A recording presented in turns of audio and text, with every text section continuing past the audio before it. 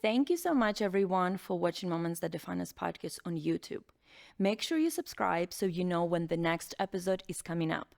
But not only subscribe, share with other people so we can build community around this podcast, so we can share more stories, more defining moments. Because as I always said, sharing a story has the power to heal. So subscribe and share, and let's build community. Thank you. Hi, everyone. Welcome to another episode of Moments That Define Us. I'm your host, Iryna Barnett. I have on the podcast today, Yuki Bi. She is the CEO of advertising agency Helios Worldwide. Yuki, welcome to Moments That Define Us. Thank you for having me. So today you are leader, you are a CEO of a big company, you work all over the world. But what do we need to know about the woman you are today? What do we need to know about your upbringing? Sure. So very nice to meet everybody on today's show, and thank you for jumping in and listening in. First, allow me to maybe do a little self-intro, who I am, how I've gotten here. I am Yuki, and as was just mentioned, I've been in the advertising industry for 20 years, close to 20 years. I started in Canada, in Toronto, Canada, which is where I spent most of my formative years. I was born in China. I then immigrated to Canada in elementary school with my parents. After spending several years working in Canada, I moved to China in 2012, where the ever-growing market really expanded my horizon and have really made a huge impact on my career as well as who I am today as a leader, as a person. And I started my business with my business partner in late 2015 in LA after moving back from Shanghai.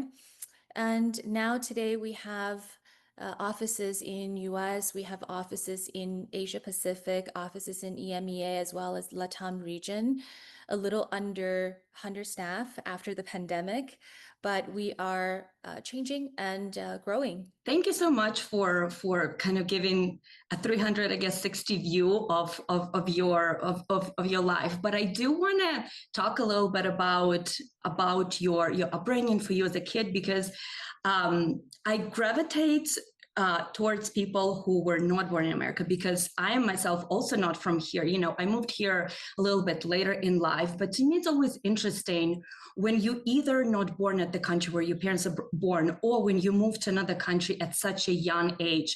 How does it shape you as a person? You moved to Canada, right? Not to US, but you moved to Canada, correct? Correct. So how was it for you then living in Canada, right? Like, were you surrounded by the Chinese community and culture? Or because, you know, some people, especially when moving to US at the early, you know, at the beginning, like maybe 70 or 60, they say we didn't speak the language, we didn't do, just kind of, we wanted to be quote unquote Americanized. So how was that for you, the moving and kind of adjusting your life in Canada?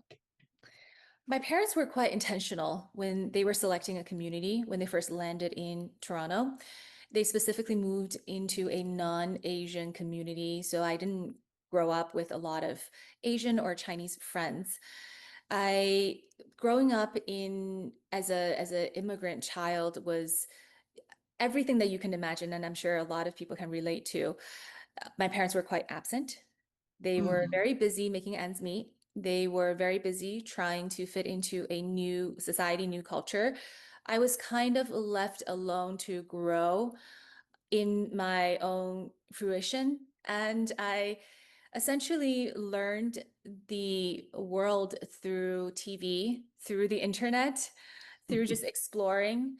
So I was quite independent from a very young age. So I think that really shaped my personality. It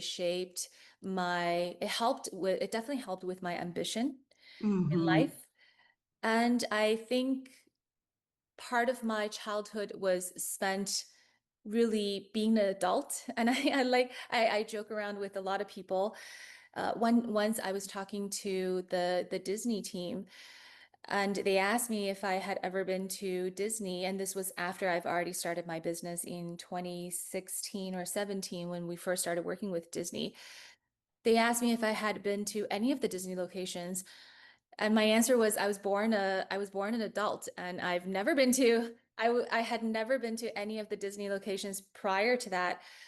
So yeah, it was challenging growing up as a immigrant child, and I think the challenges that I experienced while observing a lot of different cultures really helped me to sharpen my skill set that I use every day today, which is observation, relatability, really trying to analyze and trying to understand and comprehend what are some of the differences, but really identifying some of the common traits between people rather than focusing on the differences.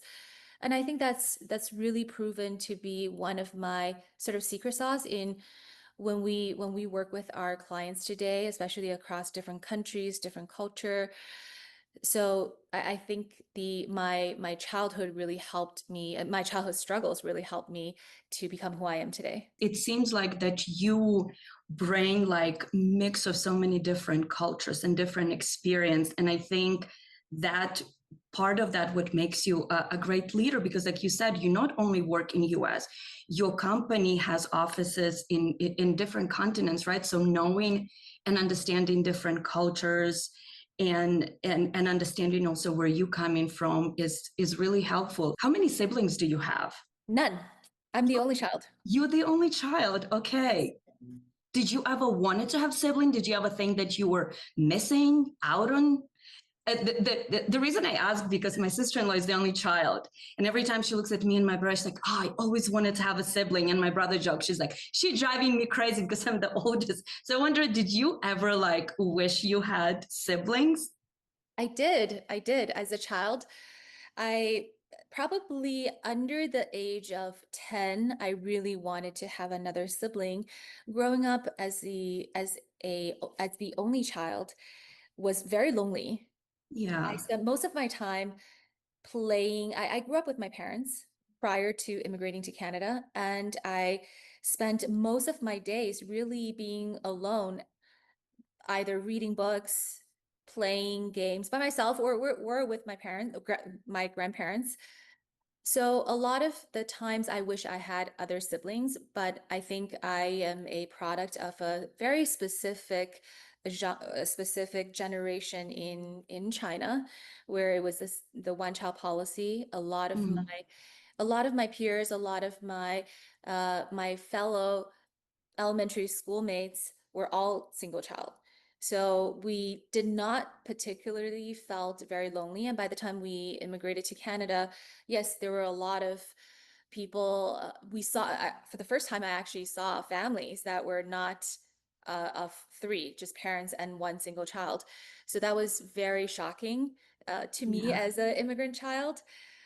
And I thought at that point, I was already beyond the age of wishing having other siblings. I truly have gotten used to being alone. And I think, uh, if I had other choices, I would definitely wanted another sibling or multiple siblings where we can see Mhm. each other grow and play with each other and really learn from each other. Being the only child, I wonder, was it hard for you to make friends? Or because you were the only child, you always wanted to have people around you? I am a extrovert introvert, and I think that's a result of being a only child. I Mm. was very outgoing as a kid in school. I wanted to be out all the time. I wanted to have lots and lots of friends to almost to overcompensate for the fact that I was always alone at home. Yeah. I didn't enjoy being alone. But now as a grown up, I truly appreciate the personal time. I spent most of my days talking to clients, consulting for people, talking to people, strangers, making new connections. And I think I value the time and the habits I built while I spent alone as a kid, where I truly learn and indulge and satisfy all my curiosities while at home being alone. So it's good and bad. I think Yeah. that really, it's one of those things that people either you're very outgoing as a result or you're not.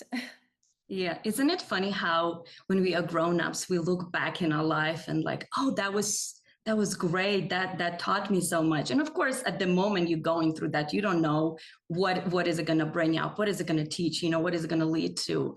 But that's very interesting how you look back at it now. And then when you move to Canada and being at school, and being in such a different culture, how was your life in elementary school and middle and high school? Just how was your life being in Canadian schools? I think the adjustment was hard. I had to Mm. quickly learn English. I never had prior to moving or immigrating, I never had any English lessons. So picking up a second language was very hard. My Mm. parents certainly did not adjust well. As a result, I learned English very quickly in a span of a summer holiday by watching TV simply.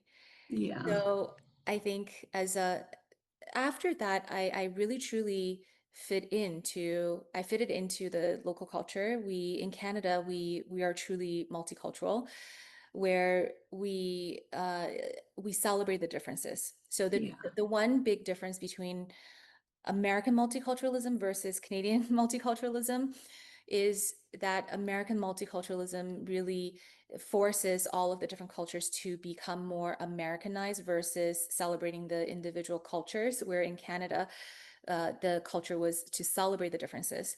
So I learned a lot. I have friends from India, I have friends from Croatia, from Middle East, and from all over the world. And I learned about a lot of different religions where it was fascinating to me.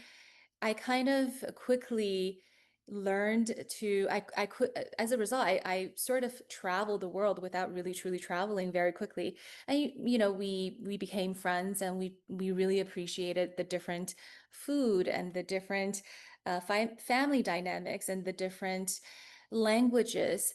So it was really a truly wonderful time growing up in Canada. I also appreciate so much the difference and the different culture, right? Because it's hard for me to understand people that are so against, other culture, other language, other anything, right? It's so wonderful to mix with other culture, to understand, right? Because understanding other culture makes you a better person, helps you better in life. Me feel more sophisticated as a person. For sure. And even like you said, having different family dynamics, right? Because what we grew up in our life, is different, but it's nice to talk to a friend or even to a stranger, like, oh, wow, it's so different. You know what I mean? And just, yeah, like you said, it makes you more sophisticated and more empathetic and more understanding of others. I wanted to talk more about your leadership and advertisement and your industry, right? So first tell me, what drew you to advertising? Because I know that you were doing, I believe, and correct me if I'm wrong, like voiceover or some acting stuff. So it seems very different to me, but maybe I'm wrong. But tell me why advertising? Sure. I so my first encounter with advertising was when I was 7, and I was a voiceover. I was a voice actor for one of the commercials. So that was my first very brief interaction with marketing and advertising. The I never growing up, I never knew what advertising was. And when I was growing up, Mad Men didn't exist as a show, so we never learned who created these great ideas. But I was always very inspired by how simple an idea can change how we think. It could be a simple line, it could be a concept, it could be a visual, even a jingle. Something is even if it's a sound that it really creates the desire in people, and it really moves and emotes the consumers. And I was very drawn into that advertising creative world at first. without really understanding what it was. Uh, I was I was back then I was studying in university for I was trying to get my a law degree. I was in a pre-law program for it's international relations. And for one summer, I accidentally had an opportunity to intern at a advertising agency, and I loved my experience working there. I saw so much behind the scenes of how things were made and Mm. how ideas came about. And what fascinated me the most was really dissecting the consumer insight and understanding the consumer psyche. Why do we feel so compelled by a statement? Why Mhm. did we resonate so much with a image?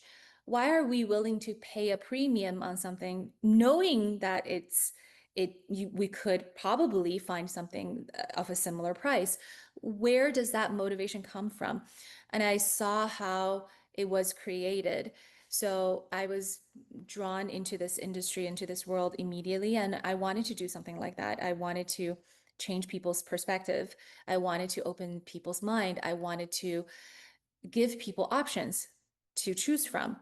So all of those were sort of the motivators for me to get into this industry. And I stayed with that company for 7 years just from that one simple summer internship. You know, I read somewhere when I was researching you that you said that you wanted to tell a story, right, of a brand. And I love that so much because you are so right. Storytelling is so important in everything, you know. It's not just a movie or a book, in everything. So you know what? The question just came into my mind because you work in this business and you understand psychology of a consumer. I wonder, was there any sort of advertising that influenced you personally? Absolutely. I still get inspired every day.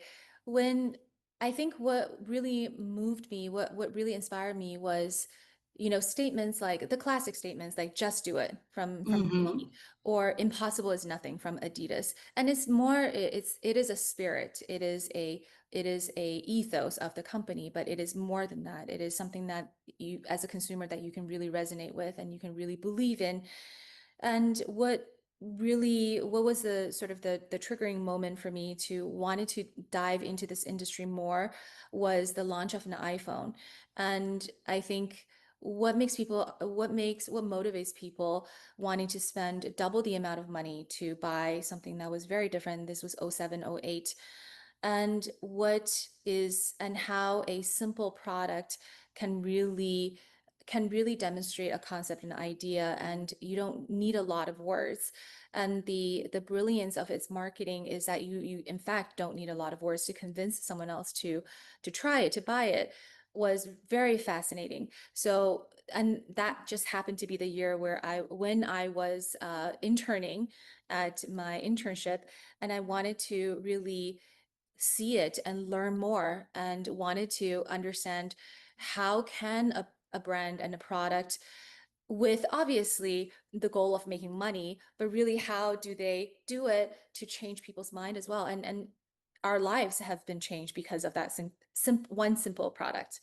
Yeah, for sure. People stay with brands simply because they believe in them. They believe in their story. They believe what that brand provides to them. And I think Apple, iPhones, all of their product, it's a great example because I mean, people stay in lines, right? For the next new iPhone, iPad, you know, the same a lot of people do with sneakers or with anything else, right? It's like it's my brand. I am giving them my money. You took a sabbatical from work to Asia. So I want to talk to you about that. What was happening in that time in your life that you needed a sabbatical and you went to sabbatical through Asia and you said it was life changing. So talk to me a little bit deeper about how did that come about and what was happening to you that you needed that. Yeah. I had, at that point, it was 2012. It was 2012. I had worked at my back then employer. I had worked for my then employer for 7 years, consider with my internship included, where I had truly hit a ceiling.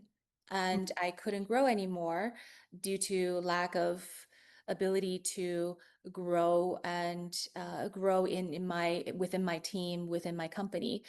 So then I decided to take some time off.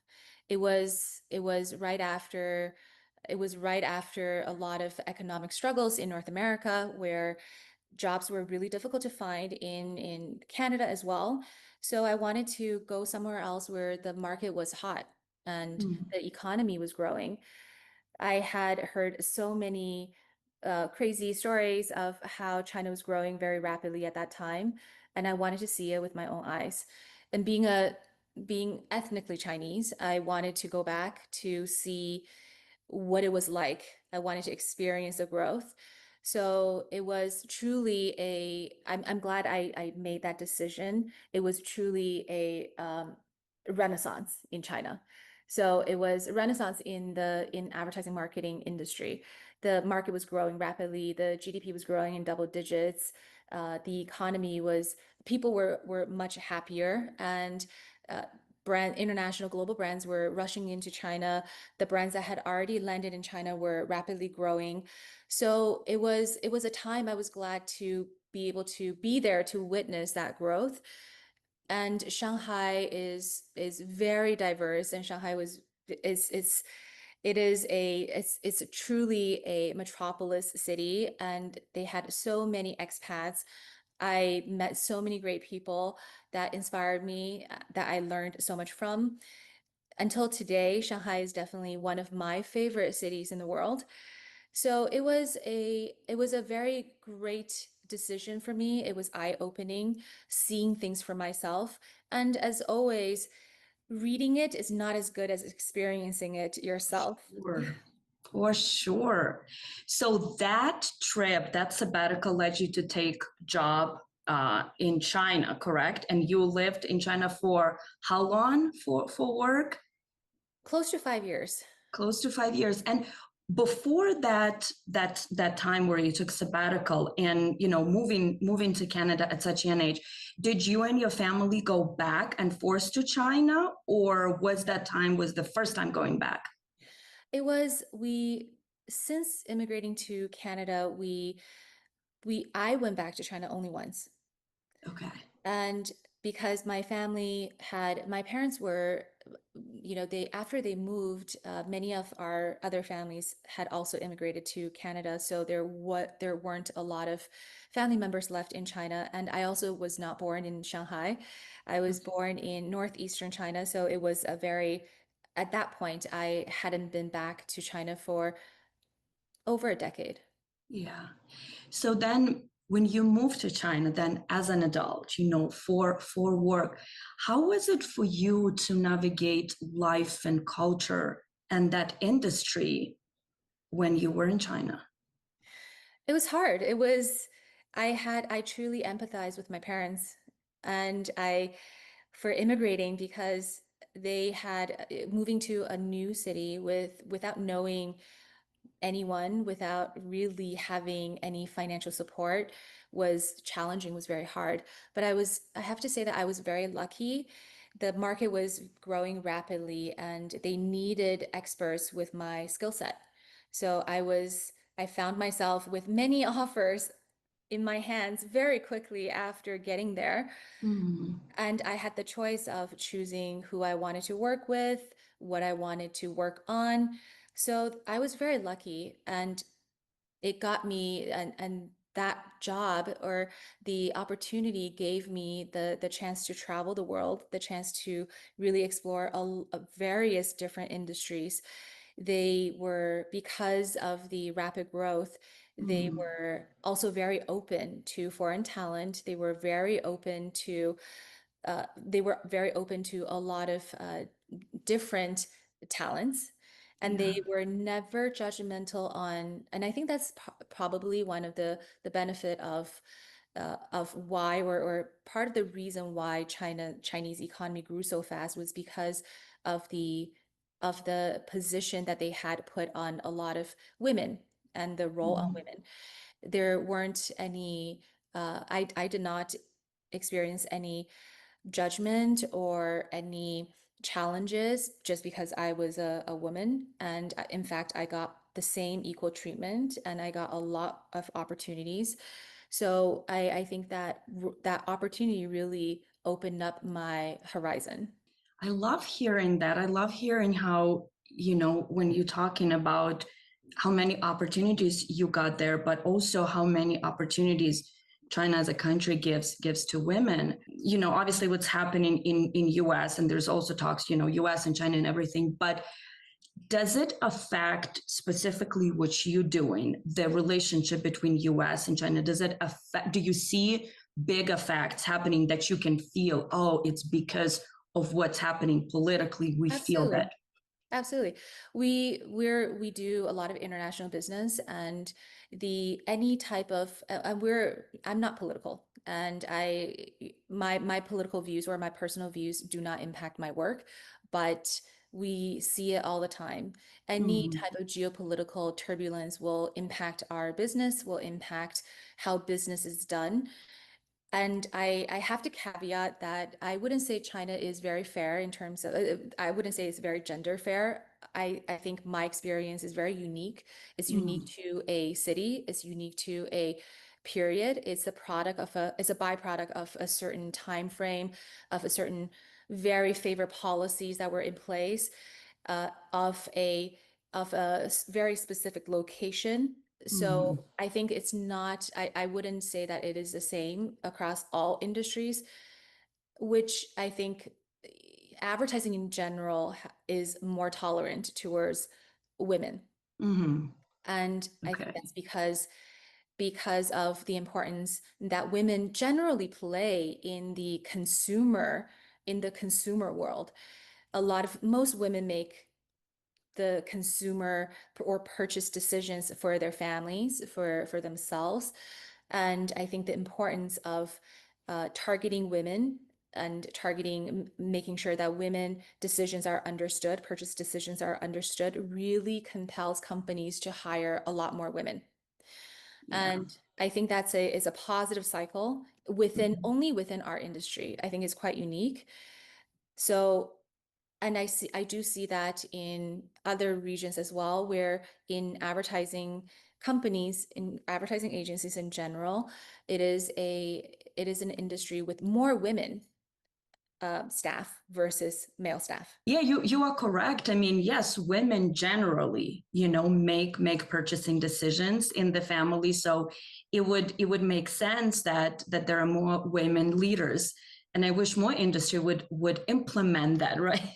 Yes. Because women have such an impact on so many things.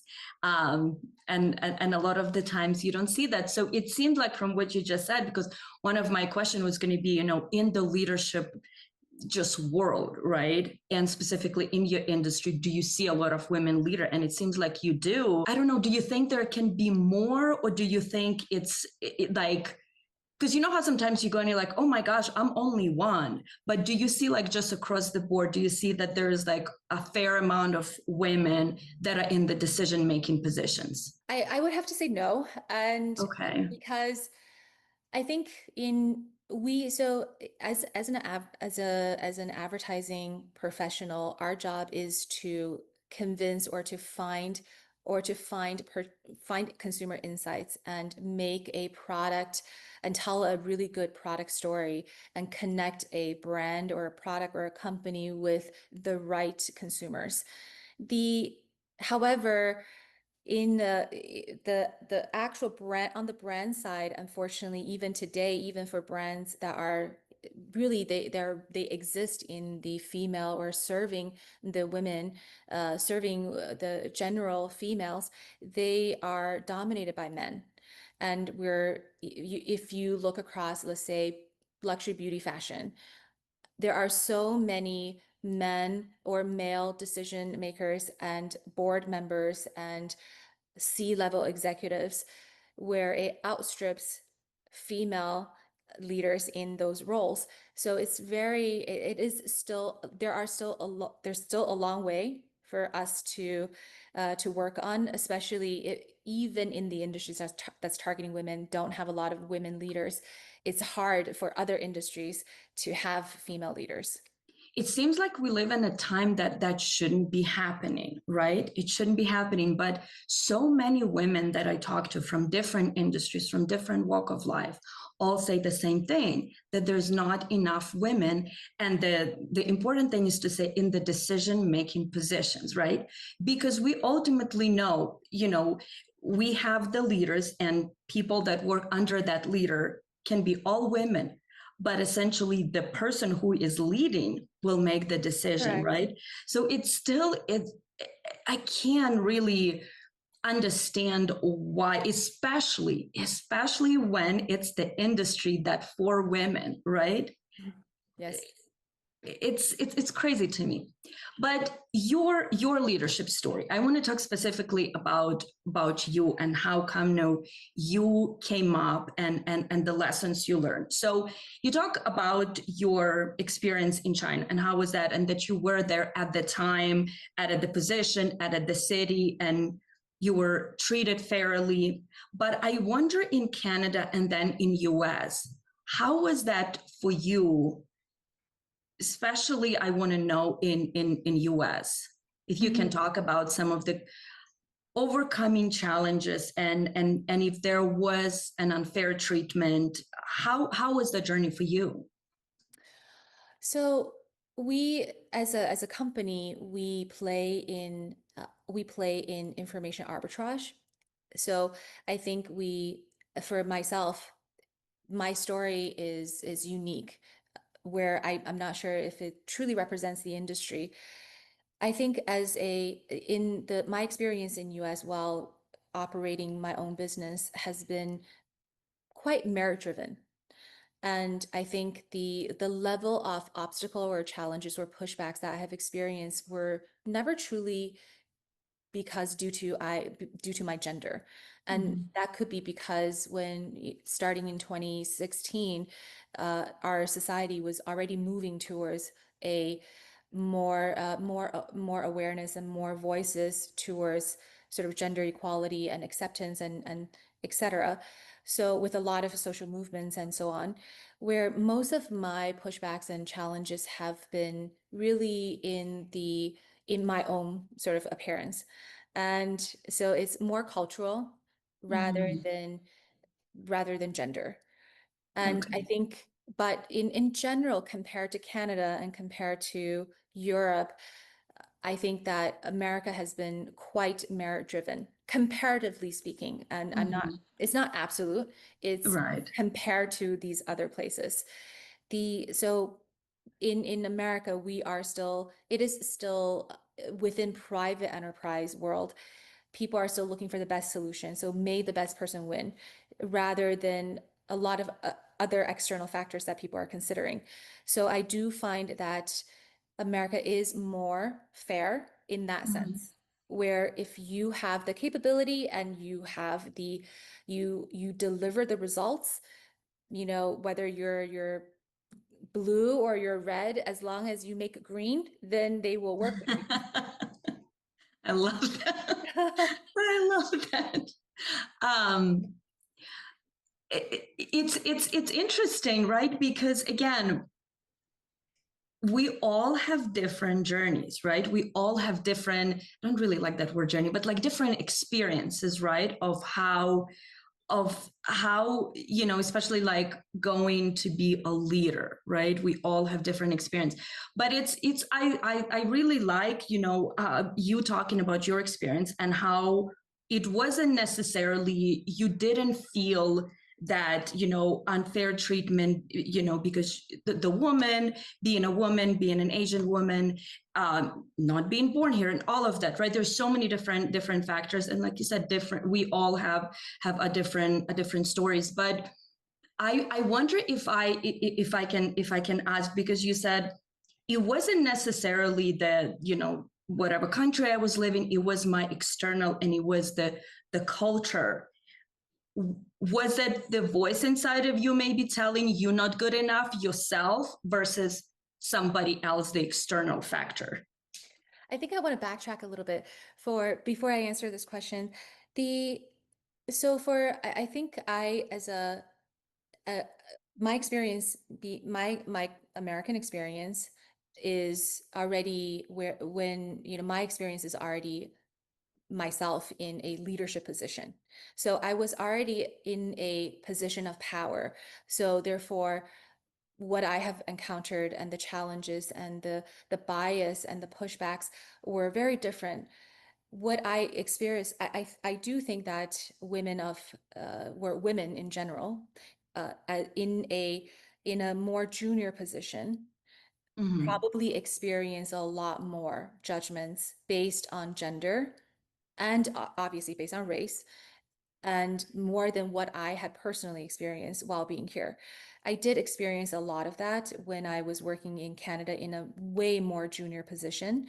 And that I think is not unique to Canada. I do think that is something that is ingrained in our society.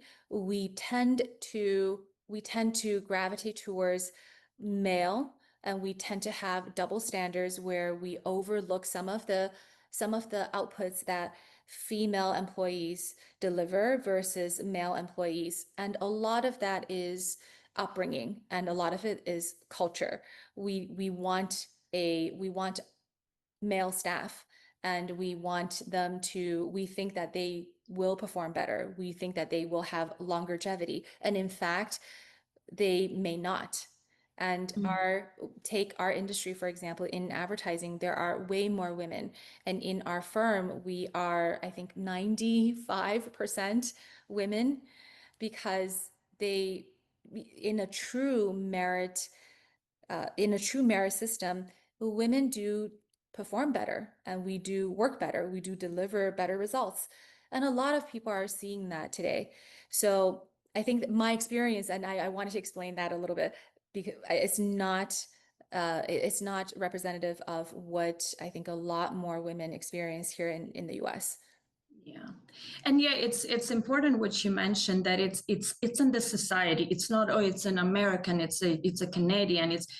I come from Ukraine. It's very male, like males are in a leadership position, because it's just like you said, we for some reason we gravitate towards it's changing now, right? It's changing now, but it's everywhere. You can go to any country, and I think, and that can be true.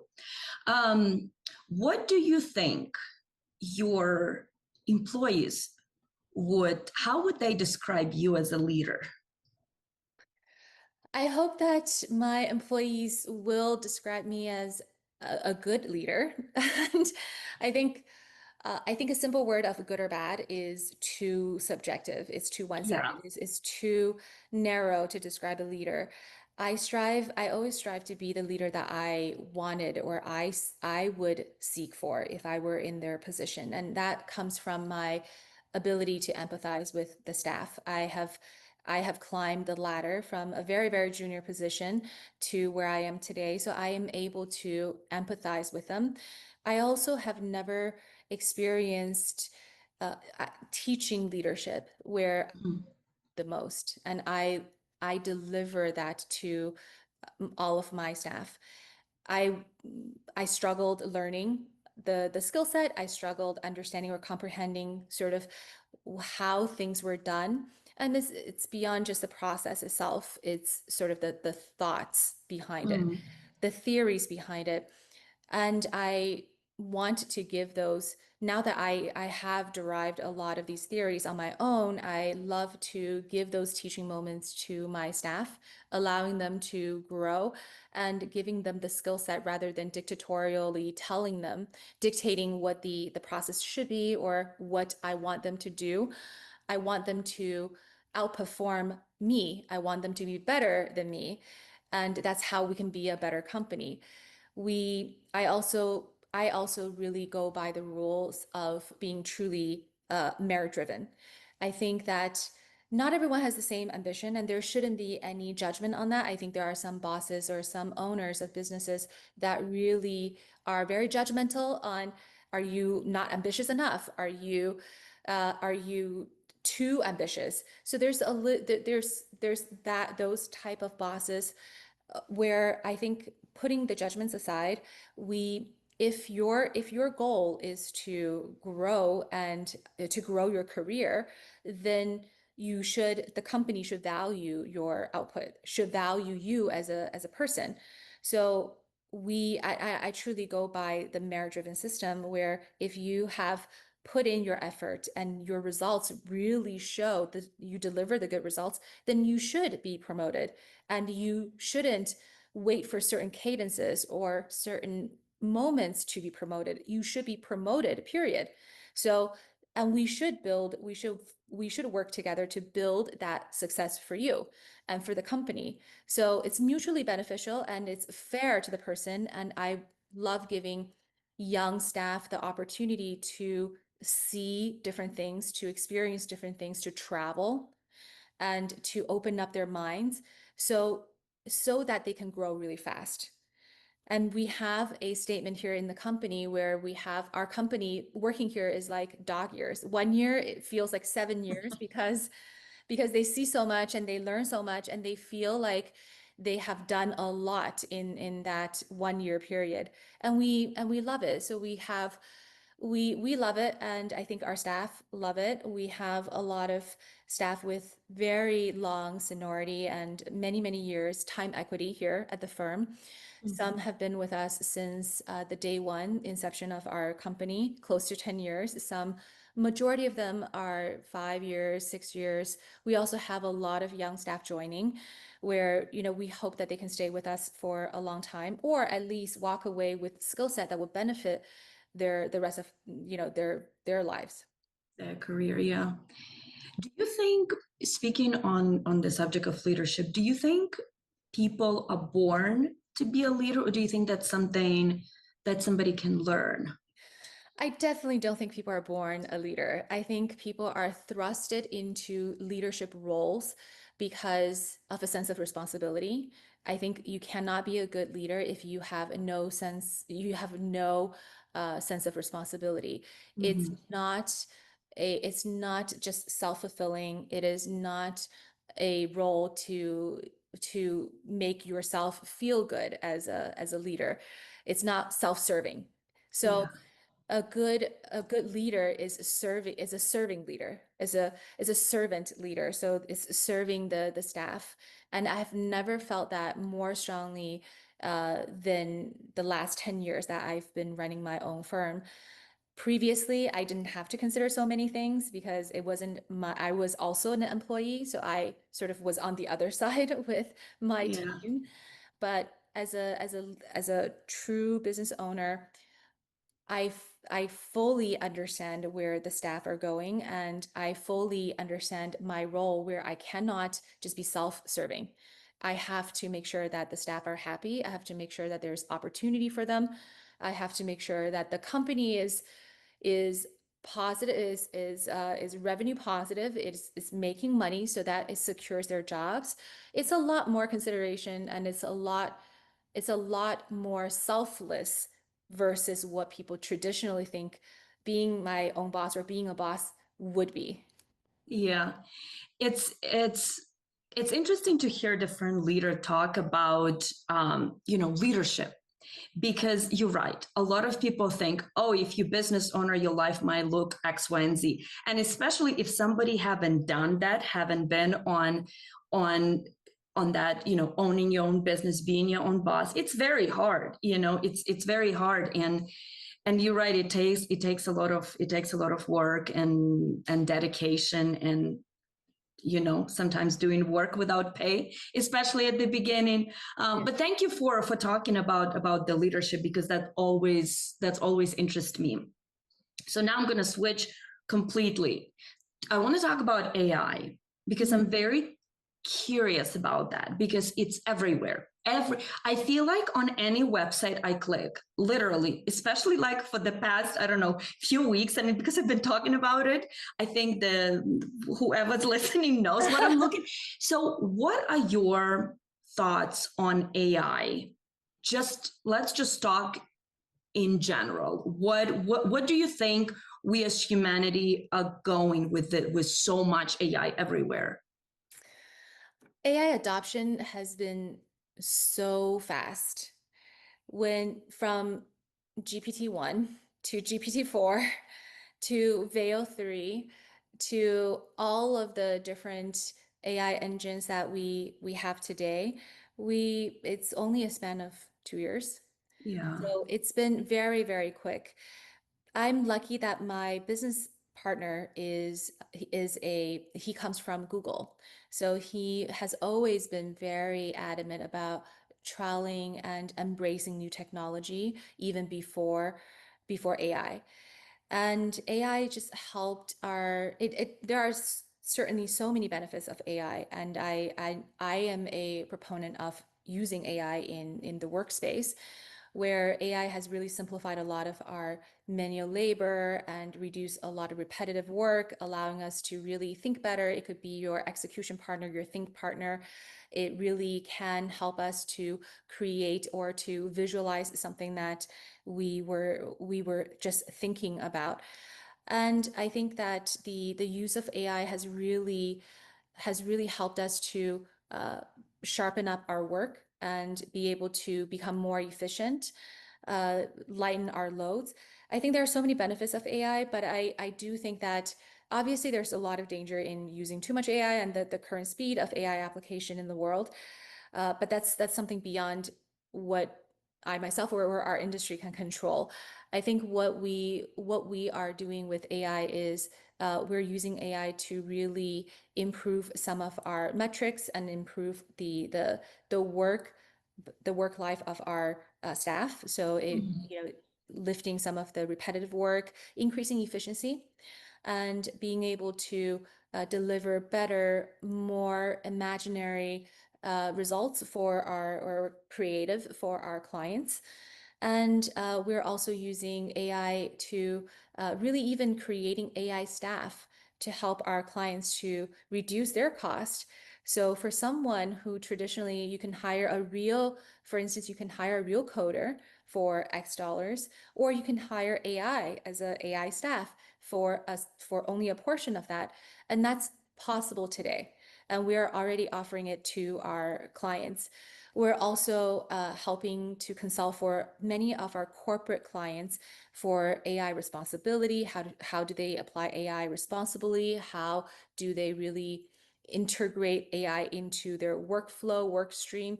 Many of those things are what we do for our clients and what we do at our own firm.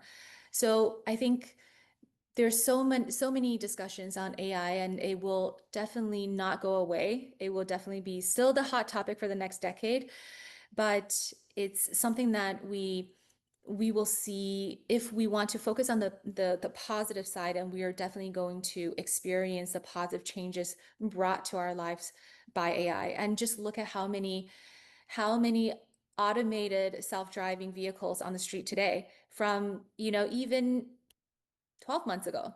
And Yeah. I live in Santa Monica, and our office is in Santa Monica, where we see it everywhere. It's no longer, and we accept it. And it's not strange to sit in one of them. It's not strange to see them running on the road, and it's expanding all over the US. And it's wonderfully changing our world, or changing our lives. So there are a lot of positives of AI, and I think we as a group of people, we need to be responsible in terms Right. of how we use and how we apply AI. But I am very optimistic about the use of AI. One more question on just in general on, well, more specific towards your industry, because yeah, you're right. There's so many conversation on AI, positive, the positive effects. And obviously you said how many positive effects it is, which you've seen and in your industry. And also there is some negative, just how to use it correctly, because who's creating AI and the biases and all of that, right? Just to be cautious about that and conscious and cautious. But I wonder, and I'm sure you've heard that one of the talks about AI is that going to replace jobs, right? And I had a conversation with somebody in the creative world, right, of writing and movies and that side of the industry that, going to bring AI and it's going to replace. So I wonder if you see any of those effects on your industry that it is replacing. Like you've mentioned some that it's making it easier, right, on for some of the job, making more efficient. But I wonder specifically if you've seen something being replaced and that's being not a positive impact. Yeah, we so I do see it on the industry within our industry. So traditional roles like developers, traditional roles like graphic designers, video editors, those roles are being threatened for sure. The AI is able to replace them very quickly because they were serving the role of a just purely in execution. What is not replaceable is AI cannot think on its own and come up with the creativity. And where we need to focus on is we need to focus on readjusting people's skill set and really redirecting those skill set to more of a directing the AI to complete something, directing AI to execute something rather than executing it themselves. So I think it is really pushing the industry and pushing the individuals into a higher skill set area or category versus just pure execution. And we've encountered this throughout our human history many, many times where technology have effectively made certain roles and certain jobs obsolete, where we need to, and I think AI, obviously, yes, today AI is doing it at a way faster rate than we have ever witnessed as in humanity, where we but I think where people felt comfortable and almost complacent in one single skill set that they honed and did not really learn to improve, that's where they're being pushed to redirect their effort, improve, and continue to learn. And learning is forever. Learning is one of those things that you can never stop. So I do think that those roles and jobs that are being threatened, yes, those roles and jobs that those people in those roles need to redirect their focus and their effort in learning something that's different rather than just executing it, but really actually being creative and think and being the thinker and having the AI to execute. Interesting you mentioned that AI cannot think for itself, and you're not the only one who says it, right? So my hope with that because you are correct, like throughout history we looked, what was manual labor on the farm, right? And then then there was a technology, with tractors and all of these different things that now we don't have to do that, right? Like I grew up on a farm and I remember when that changed, it made our life easier. And I heard Trevor Noah talking about that kind of in the same sense as you did, how we always were worried, right? And because change, it's never easy. It's always hard because it's that, where are we going? We don't know. It's an unknown. And my hope with AI is that whoever's working on AI, it's doing it correctly, doing it ethically, and hopefully thinking about the environment, because obviously there are so many issues with AI and environment. But my hope is that they think better than like you said, than AI. I really enjoyed the conversation with you, just your take on different things and just telling a little bit of your story, just as Yuki, before this big leader that you are today. And to finish, I always like to ask my guests, where you stand today, and if you were to look at your life from 360 view, and if you think of your life, and what do you think are like some of the most defining moments that make you the woman that is sitting here today? I think for me, it's all the firsts. So there isn't any, I wouldn't say there's any life. I think many firsts are, I define many firsts as all these life events. And so I can start off with, the first in terms of a positive. So, the first time I won a client on my own, the first time where people show that they believe in me, and those really help me to build my confidence in what I'm doing. that I'm not just crazy and other people also believe in my dream or my abilities. There's also a lot of first fails where I always reflect upon those, because if you fall, if you not make the same mistake, but if you continue to encounter certain failures, you inevitably, you are the only common denominator. So you need to reflect and think why are these things happening to you?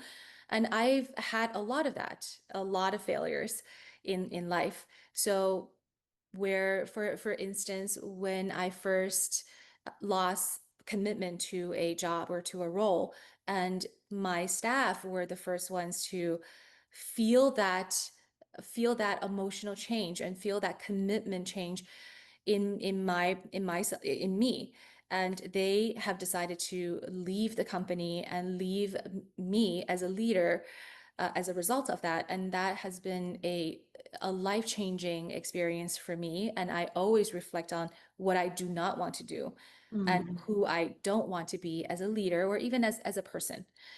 And there are also very many life moments where the first time that I became a business owner, and the first time I became became a CEO. I had the CEO title. All of those moments, I think, define me for who I am today. And I think that, as always, I'm a firm believer in pragmatism. I think that our mindset really defines our outcome. And so I am constantly in search of really refining my own mindset, always reflecting on what I do. And I hope that, I'm a forever optimistic person. I think that tomorrow will be better than today. So I'm always looking forward to tomorrow. And I hope that that's something that I can deliver to all of the listeners today, and as well as to my staff and anyone that I come across. Thank you. That was great. Thank you so much. And like I said, thank you having me. Yeah, I know you're a busy woman, and I always appreciate the time of anybody who can come and sit with me and just, open up in the most beautiful way. And you did this today. So I really appreciate it. Thank you for having me.